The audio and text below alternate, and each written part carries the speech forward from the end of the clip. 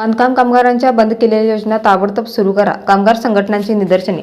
बांधकाम कामगारांच्या बंद केलेल्या शैक्षणिक योजना व विविध योजना ताबडतोब सुरू करा या मागणीसाठी कामगार संघटना संयुक्त कृती समितीच्या वतीने आज प्रांत कार्यालयासमोर निदर्शने करण्यात आली. महाराष्ट्र इमारत व इतर बांधकाम कामगार कल्याणकारी मंडळाच्या वतीने बांधकाम कामगारांना विविध योजना सुरू होत्या. मात्र 13 जुलै 2026 परिपत्रक काढून सदरच्या योजना बंद केल्या आहेत. त्या ताबडतोब सुरू करा. सुविधा केंद्रामध्ये नवीन नोंदणी, नूतनीकरण, अर्जाचा कोटा वाढवा, आधार क्रमांकामध्ये दुरुस्ती, नावाच्या स्पेलिंगमध्ये दुरुस्ती व इतर किरकोळ बाबींच्या दुरुस्तीचे अधिकार जिल्हा सुविधा केंद्रांना द्या आदी मागण्यांची निवेदन देण्यात आली. यावेळी सदरचे वरिष्ठ पातळीवरून पाठपुरावा करू असे आश्वासन शिरस्तेदार माननीय संजय काटकर यांनी दिले.